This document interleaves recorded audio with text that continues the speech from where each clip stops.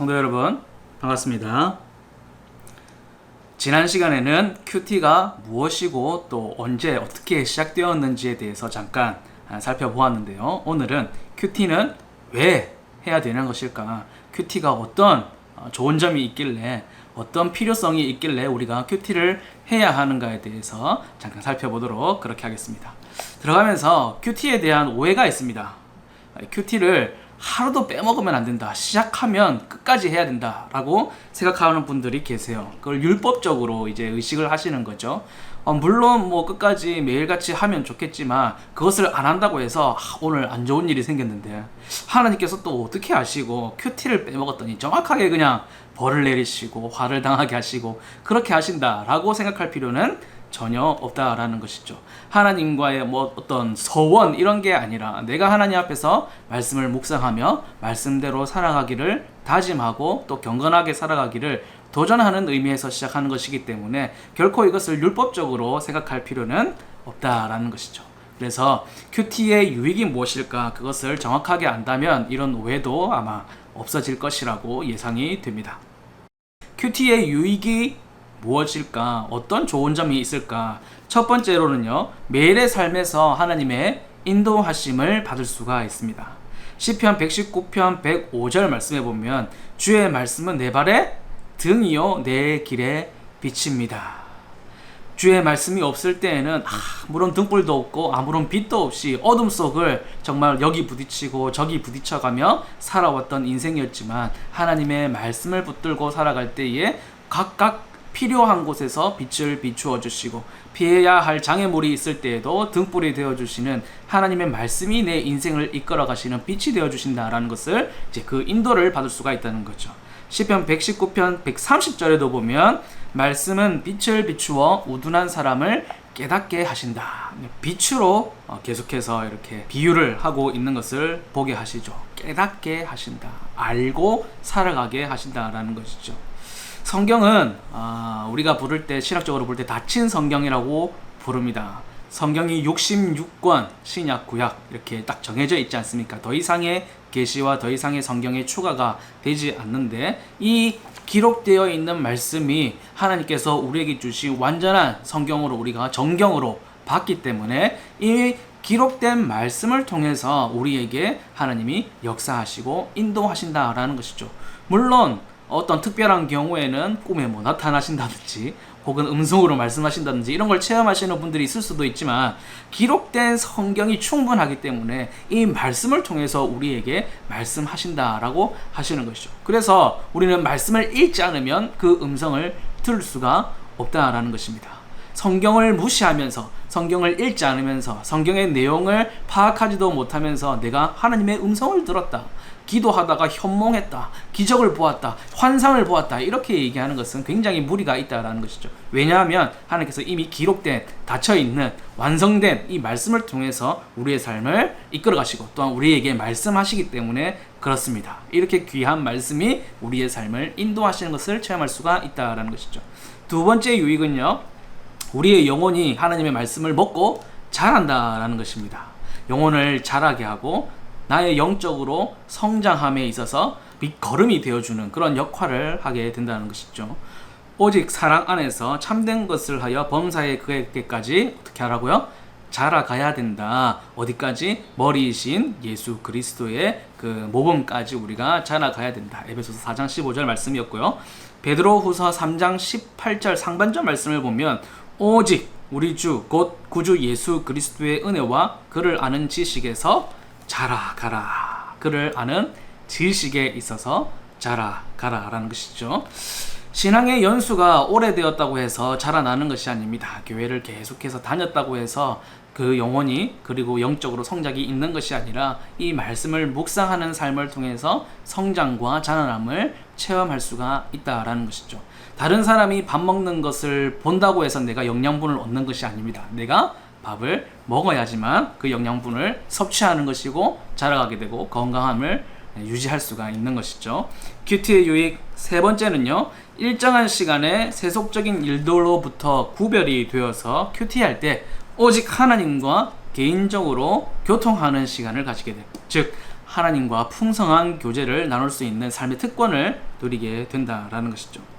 예수님께서 공생의 기간 동안에 많은 환자들이 찾아오고 말씀을 듣고 싶어하는 사람도 찾아오고 심지어는 예수님의 흠잡고 공격하려고 하는 사람들도 계속해서 찾아오는 그런 하루의 피곤한 일정들을 보내셨음에도 불구하고 그 다음날 새벽 미명에 일어나셔서 기도하러 가신 것, 따로 기도하러 가신 것을 굉장히 소중한 시간으로 예수님께서 생각을 하셨다는 것이죠. 마가복음 1장 35절에 그 이야기가 있습니다. 새벽 아직 밝기도 전에 예수께서 일어나 나가 한적한 곳으로 가서 거기서 기도하셨다라는 것입니다. 하나님과 개인적으로 1대1로 교제할 수 있는 시간을 가지기 위해서 그렇게 하셨다는 것이죠. 늘 사람들이 북적거리고 제자들이 늘 따라다니니까 새벽에 홀로 있을 수 있는 시간에 먼 곳에 또 홀로 가셔서 그곳에서 하나님과 1대1로 조용한 경건의 시간을 가지셨다라는 것이죠. 다윗의 고백에서도 그것을 볼 수가 있습니다. 시편 5편 3절에 보면 제가 읽어드리겠습니다. 여호와여, 아침에 주께서 나의 소리를 들으시리니 아침에 내가 주께 기도하고 바라리이다. 다윗도 아침에 하는 것이 가장 좋다고 아마 생각을 한 것 같아요. 그래서 우리도 대부분 큐티하면 새벽의 시간이나 아침 일찍의 시간에 하는 것으로 그렇게 생각을 하게 됩니다. 그러나 그것이 제일 좋은 것이고 혹은 꼭 그렇게만 해야 되고 그런 것은 아닙니다. 많은 직장인 분들이 아침에 시간이 바쁘고 또 가질 수가 없는 경우가 많아요. 일찍 출근해야 되고 그렇게 하시면 어렵죠. 그러면 저녁의 시간, 밤의 시간에 따로 홀로 있는 장소와 시간을 구별해서 그것에서 하나님과의 경건의 시간을, 큐티 시간을 가지게 된다면 그것 또한 굉장히 유익한 시간이 될 것입니다. 자신의 여건에 맞는 그런 시간을 정해서 하나님 앞에서 함께 교제하는 시간을 가지면 되는 것이겠죠. 자, 네 번째 유익, 하나님의 도우시는 권세와 능력을 체험하고 영적인 생명력을 얻게 된다. 사실은 성경 말씀을 읽다 보면 모두가 귀한 말씀이고 그렇지만 때로는 그냥 읽어도 감동이 되는 말씀도 있긴 있죠. 그런데 이것이 나와는 너무 상관관계가 먼 것 같고 다른 사람 이야기 같고 나와는 별로 관계가 없는 이야기 같고 혹은 너무 어려워서 이해하기 힘들다거나 그래서 어떻게 해야 되는 것일까 알 수 없는 그런 말씀들이 있을 수 있어요. 그러나 큐티하면서 기도하고 말씀 묵상하고 연구하고 하나님의 인도하심을 구하고 이렇게 하다 보면 그 말씀이 나에게서 멀게만 느껴졌던 그 말씀과 이해하기도 힘들었던 그 말씀이 내 삶 속에서 역사하는 것을 체험하게 된다라는 것이죠. 하나님의 권세와 하나님의 능력이 어떠한 것인지, 이 말씀이 삶에서 이렇게 사라지는구나 라는 것을 영적으로 체험하게 되고 영적인 생명력, 힘을 얻게 된다라는 것입니다. 그러니까 이러한 하나님의 능력과 어떤 기적과 이사들이 그저 신비하고 기적이고 되게 대단하고 그런 일이라기보다는 말씀의 약속에 근거하고 있는 은혜다라는 것이죠. 말씀을 알지 못하는 사람에게는 일어나도 잘 몰라요. 세상 사람들이야 기적 같은 일이 일어나고 너무 좋은 일이 한꺼번에 일어나도 이것이 자기의 운이라고 생각하지, 이것이 하나님의 약속에 근거한 은혜라는 것을 알 수 있는 것은 우리의 말씀을 묵상하고 또 큐티하는 그런 사람들에게 주어지는 진짜 언약적인 체험인 것이죠. 언약의 하나님을 경험하게 된다. 시편 1편 1절에서 2절 말씀 잘 아시는 말씀인데 보면요, 복 있는 사람 이렇게 시작하죠. 복 있는 사람이 누구인가? 중간에 악인의 꾀를 따르지 아니하고 죄인의 길에 서지 않고 오만한 자리들의 자리에 앉지 않고 마지막으로 오직 여호와의 율법을 즐거워하며 그의 율법을 주야로 묵상하는 자로다. 그렇게 말씀을 합니다. 복 있는 사람은 하나님의 율법, 그러니까 다윗 당시에는 이제 구약의 율법이니까 하나님의 말씀이라고 할 수 있겠죠. 복 있는 사람은 말씀을 즐거워하고 그 말씀을 주야로 묵상하는 사람이 복이 있다. 다윗의 고백입니다. 다섯 번째는 영혼의 기쁨과 풍성한 삶을 누릴 수가 있습니다. 사실은 우리가 성경 말씀을 읽을 수 있다는 것 자체도 기쁨이고 그것을 깨달을 수 있다는 것은 더 큰 기쁨이고 말씀 안에 거하고 있다는 것도 기쁨이고 그 말씀이 내 삶에서 은혜로서 체험되다는 것도 굉장히 큰 기쁨이 되겠죠. 어쨌든 큐티하는 시간을 통해서 말씀을 가까이 하다 보면 그 자체가 기쁨이 되기도 하고 또 그로부터 나오는 유익과 또 은혜를 통해서 기쁨을 누릴 수가 있는 것이죠.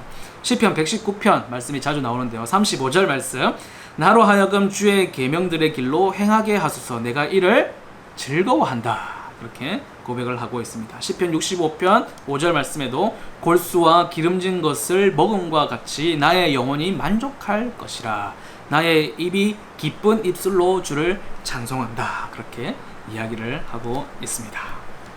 자, 다음으로 큐티의 순서, 그러면 큐티를 어떤 순서로 진행할 것이냐. 첫 번째로는 준비하고 기도하는 단계가 있겠죠. 준비라고 하는 것은 뭐 특별히 대단한 건 아니고요. 시간을 정하고 장소를 정하는 거죠. 그리고 말씀을 대할 수 있도록 차분한 마음가짐, 바쁘고 분주한 마음을 이제 내려놓고 이제 오로지 집중할 수 있는 마음가짐으로 준비하고 기도하는 것이죠. 무엇을 가장 먼저 중심적으로 기도해야 되겠습니까? 하나님, 내가 말씀을 묵상하고 앞으로 나아갈 것인데 이 성경을 기록하신 원저자, 원래의 저자이신 성령 하나님께서 그 뜻을 나에게 밝게 알게 하여 주옵소서. 빛으로 조망히 하여 주셔서 어두운 가운데 있는 나라도 이 말씀을 잘 깨달을 수 있도록 도와주십시오. 그렇게 간구하는 것이죠. 그리고 그 다음에는 말씀을 읽습니다. 한 번 읽는 게 아닙니다. 여러 차례, 2번, 3번 혹은 뭐 4번, 5번까지라도 어렵다면 여러 번 읽을 수 있겠죠. 그리고 소리를 내서 읽는 것도 굉장히 큰 도움이 될 것입니다. 그리고 그냥 읽는 것이 아니라 문맥을 파악하면서 읽어야 합니다. 그래서 내가 만약에 정한 본문이 여기서부터 여기까지라면 그 앞에는 무슨 이야기였는지 그 뒤에는 무슨 이야기였는지를 잠깐 살펴보는 것도 굉장히 중요합니다. 어떤 상황에서 이 이야기가 나왔는지가 이 이야기가 어떤 이야기인지를 밝혀주는 굉장히 중요한 근거가 되기 때문에 그렇습니다. 그리고 혹시 또 여건이 된다면 다른 여건들, 혹시 가능하시다면 영어 성경을 보기도 하고 뭐 세번역 성경을 보기도 하고 어린이 성경도 굉장히 한 번씩 유익할 때가 있습니다. 그런 성경들, 역본들을 다른 것들도 한번 읽어보는 것도 큰 도움이 되겠죠. 세 번째로는 묵상하는 것입니다. 소가 되새김질 하듯이 계속해서 곱씹어 보는 것이죠. 이 말씀이 나의 삶에 어떠한 의미가 있는가, 나는 어떻게 살아왔으며 그것에 대해서 말씀이 어떻게 얘기하시고 그러면 앞으로 나는 어떻게 살아야 할 것인가 라는 것들을 생각하는 단계가 되겠습니다. 암송하고 떠오르는 것이나 혹은 깨닫게 된 것이나 필요한 메모들이 있으면 기록하기도 하고 말씀의 줄을 긋기도 하면서 이 말씀들을 계속해서 묵상하는 것이죠. 간단하게 얘기하면 말씀을 생각하는 과정입니다. 그냥 눈으로만 읽는 것이 아니라 이제 생각을 계속해서 하는 것이죠. 무슨 말씀일까? 어떤 의미일까? 이런 것들을 생각하는 단계가 묵상하기입니다. 네 번째로 말씀 이해를 도와주는 그 도움들을 얻는 것이 필요할 수 있습니다. 혹은 큐티 교재를 혹시나 사용하시면 그 교재에 옆에 있는 해설이나 이런 것들에 도움을 받으실 수도 있고, 집에 주석이 있으시다면 성경 주석을 보는 것도 도움이 될 것이고, 신앙 서적도 혹시나 그 본문에 관련된 것이 있으면 도움이 될 것이고, 혹은 여건이 되신다면 그 말씀에 그 본문에 해당하는 설교들은 뭐 한 번 더 들어볼 수도 있겠고요. 근데 설교는 너무 시간이 기니까 책들을 참고하는 것이 좋은데, 여기서 중요한 것은 3번 묵상하기와 순서를 잘 지켜야 한다라는 것입니다.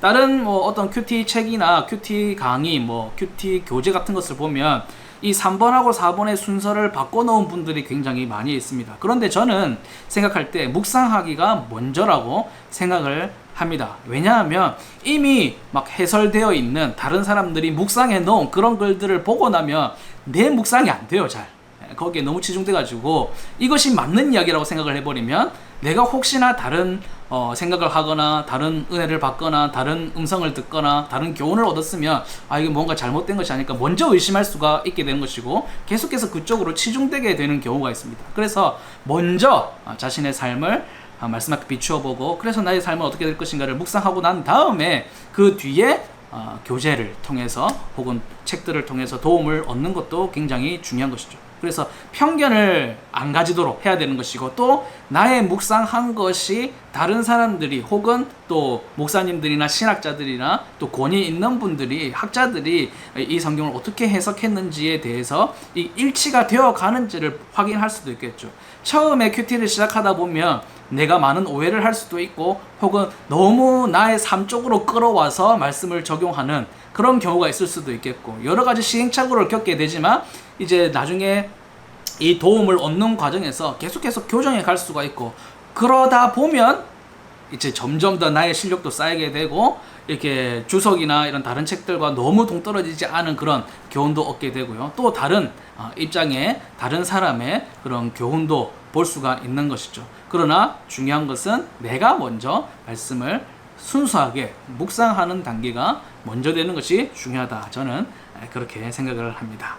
본문이 가지는 원래의 의도와 의미는 사실은 하나입니다. 적용의 다양성이 있을 뿐이죠. 성경을 원래 기록한 사람은 이 말을 하면서 이 사람들이 이 말을 이렇게 들었으면 좋겠다라는 하나의 뜻이 있습니다. 그것을 믿는 것이 우리 개혁주의 신앙의 전통이거든요. 뭐 다른 교단들에서는 여러 가지 의미로 될 수 있다, 가능하다, 여러 가지로 해석 가능하다, 그래서 막 너무 상징적으로 해석을 하고 알레고리적 해석을 하는 경우들이 많이 있는데, 우리 개혁주의 신학은 성령께서 이 글을 기록하는 데에는 분명한 하나의 뜻이 있으셨다라는 것을 받아들이는 거죠. 우리도 사실 얘기할 때, 사람들에게 얘기할 때 애매모호하게 이렇게도 해석되고 저렇게도 해석되고 이렇게 얘기하는 것은 굉장히 안 좋은 것이잖아요. 그렇죠? 성령께서 우리에게 말씀하실 때도 그렇게 어렵게 얘기하지 아니하신다. 한 가지 분명한 뜻이 있고, 그 뜻이 우리의 삶의 환경과 사람마다 각자가 다르니까 적용은 다양할 수가 있는 것이겠죠. 그래서 묵상을 하되 이제 책의 도움들을 받는 것은 혹시나 이 원래의 의도와 내가 너무 멀리 떨어진 것은 아닐까를 늘 점검해보고 점점 더 실력을 쌓아가서 이 의도를 잘 찾는 그런 훈련들을 하는 것입니다. 그러니까 이제 말씀을 생각하는 과정에서 그 다음에는 네 번째, 공부하는 과정으로 들어오는 것이죠. 그리고 마지막으로는 결단과 기도의 시간입니다. 말씀은 마음을 감동시킨다. 그렇지, 하나님께서 이렇게 말씀하시고 내 삶이 이랬구나, 이래야 되겠구나 라고 하는 마음의 감동과 생각의 결정에서 끝나는 것이 아닙니다. 결단했다는 것은 무엇을 포함하는 거겠습니까? 삶에서 실천한다는 것을 포함하고 있는 것이죠. 주님의 말씀 앞에 나를 드린다. 하나님이 말씀을 주셨고 나는 말씀 앞에 나를 드린다 라는 개념으로 나아가시면 되겠습니다. 그리고 이 주신 말씀의 은혜에 대해서 충분한 기도의 시간을 가져야 하겠다. 물론 이 말씀이 내 삶 속에서 크게 역사하실 수 있도록, 내 삶을 구석구석에서 인도해 주실 수 있도록 강구하는 기도의 시간이 되겠죠. 그리고 혹시나 감동이 있을 시에는 찬송도 부를 수 있을 것입니다. 뭐 순서에 나는 반드시 찬송을 넣겠다 하셔도 상관은 없겠죠. 자, 마무리하도록 하겠습니다. 오늘 살펴본 내용들은 가장 기본적인 또 큐티 유익이 무엇인지, 큐티의 순서가 무엇인지 하는 것이었습니다. 가장 기본적인 요소들을 생각해보자면 조용한 시간과 장소, 마치 예수님처럼 그렇게 하는 것이죠. 그리고 기도하는 것이 있었고, 성경을 읽고 낭독하는 것이 있었고, 말씀을 생각하고, 말씀을 또 그 다음에는 공부하고, 그리고 결단하고 기도하는 그런 기본 요소들이 있었다라는 것입니다. 너무 복잡하게 많은 순서들을 더 가져오실 필요도 없고, 그러나 이 기본적인 요소를 빼서는 안 됩니다. 기본적인 요소는 지켜주셔야 된다. 찬송을 하신다든지, 혹은 이제 여러 사람이 다 함께 다음에 시간에 모여서 이제 말씀의 교훈들을 또 자신이 받은 은혜들을 이제 나눈다든지 하는 것들이 이제 포함이 될 수가 있겠죠. 그러나 큐티 모임이라고 해서 다 함께 모여서 말씀을 묵상하고 같이 기도하고, 이것은 큐티라고 할 수가 없습니다. 왜냐하면 여기서 새벽 기도와의 차이가 나타나는 것입니다. 제가 과제물을 통해서 새벽 기도와 큐티의 차이가 무엇일까요? 이렇게 뭐라고 생각하십니까? 여쭤봤는데 뭐 많은 이야기들이 있으셨지만 다 맞는 말씀이셨어요. 그런데 제일 중요한 차이가 한 가지만 고르라면 예수님의 모범을 보면 됩니다. 예수님은 아무도 없는 장소와 시간을 고르시려고 새벽을 택하신 거예요. 맨날 제자들이 12명씩 따라다니고 여인들이 따라다니고 많은 시비 걸려고 하는 사람들도 따라다니고 병 고쳐달라고 따라다니고 이런 사람들이 굉장히 많은 속에서 하나님과 1대1로 독대할 수 있는 시간을 가지기 위해서 경건의 시간을 가지기 위해서 예수님께서 새벽의 시간을 택하셨던 거죠.